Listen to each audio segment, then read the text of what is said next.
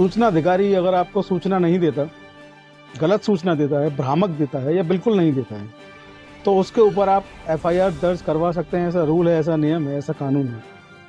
कई बार कई वीडियो में हमने बताया है, लेकिन उसके बाद भी कई बार लोग बार बार पूछते हैं कि सर आपने कोई ऐसी रिपोर्ट दर्ज कराई है, या कई बार ये पूछते हैं कि कोई ऐसा आदेश हो माननीय सुप्रीम कोर्ट का या माननीय हाई कोर्ट का, तो ऐसा कोई आदेश हो तो आप उसको उपलब्ध कराएं जिसमें कि रिपोर्ट का वर्णन हो। तो उस आदेश की जो कॉपी होगी, उसका साइटेशन जो होगा, उसको लेकर अपने हम किसी भी मामले में कोई हम कोर्ट में जाएं रिपोर्ट दर्ज कराने के लिए सहायता मिल सके। क्योंकि अक्सर देखा गया है कि आप जब कोई सूचना अधिकारी सूचना नहीं देता है, 76 इंडियन एविडेंस एक्ट हो या आरटीआई हो, तो ऐसे में उसके विरुद्ध जो है तमाम सेक्शंस आईपीसी के लाई करते हैं एफआईआर के लिए, क्योंकि वो एक लोक सेवक होता है कोई भी जनसूचना अधिकारी। और अगर वो अपने कोई भी एक्ट जो उसके लोक सेवक के रूप में हैं, जो उसके कार्य हैं, जो उसको करने हैं, अगर वो नहीं करता है तो उसके विरुद्ध जो आईपीसी है उसमें तमाम प्रावधान दिए गए हैं। 166 और 188 और 420 तमाम धाराएं ऐसी हैं जिनके तहत आप किसी भी जनसूचना अधिकारी पर उसका जो कार्य न करने की जो उसकी एक क्रिया है, उसको लेकर उसके ऊपर एफआईआर करवा सकते हैं। तो कई लोगों ने पूछा कि ऐसा कुछ कानून है, ऐसा कुछ आदेश है। बहुत सर्च किया और तमाम हमें चीज़ें मिली। तमाम चीज़ों के बाद एक ठोस निष्कर्ष पे हम पहुँचे।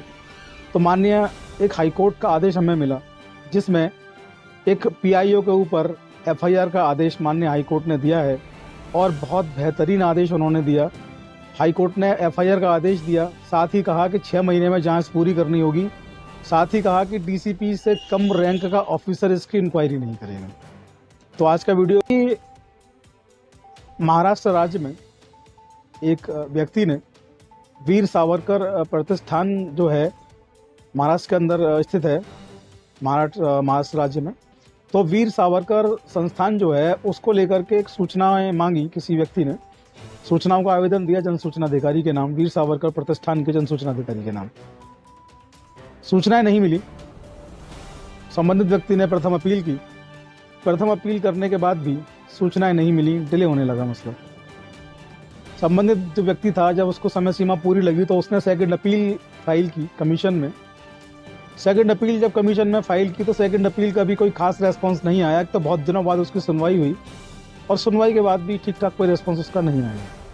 संबंधित व्यक्ति जो था उसने हाई कोर्ट का सहारा लिया, पहुंच गया वो उच्च न्यायालय यानी कि हाई कोर्ट, और हाई कोर्ट में उसने रिट दाखिल की।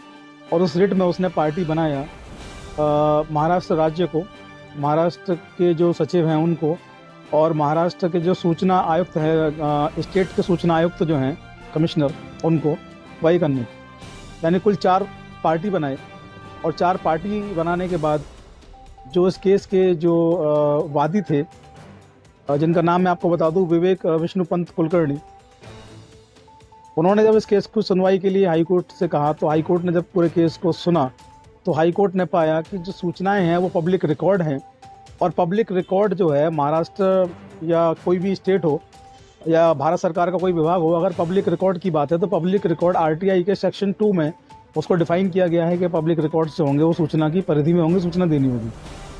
तो हाईकोर्ट ने कहा कि जो सूचनाएं मांगी गई वीर सावरकर प्रतिष्ठान से संबंधित, सोशल और एजुकेशनल स्टडीज़ से संबंधित सूचनाएं मांगी गई, तो उन्होंने कहा कि ये पब्लिक सूचनाओं में आती हैं, पब्लिक डॉक्यूमेंट में सूचनाएं आती हैं, सूचनाएं दी जानी चाहिए, सूचनाएं नहीं दी।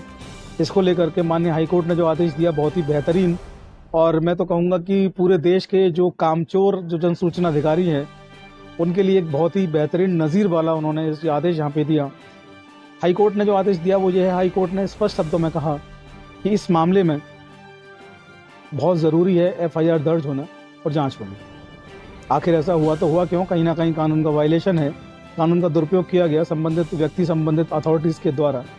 तो माननीय हाईकोर्ट ने कहा कि इस मामले में तुरंत तत्काल रूप से एफआईआर दर्ज हो। उन्होंने महाराष्ट्र सरकार को आदेश दिया है हाईकोर्ट ने कि तुरंत तत्काल रूप से स्टेट गवर्नमेंट एफआईआर दर्ज करे। इसके बाद 6 महीने के अंदर उसकी विवेचना पूरी हो। विवेचना पूरी होने के बाद दोषियों को जेल भेजा जाए, और डीसीपी जो हैं उससे कम रैंक का ऑफिसर इसकी इंक्वायरी नहीं करेगा। कम से कम डीसीपी या कमिश्नर ऑफ पुलिस इसकी इंक्वायरी करेंगे।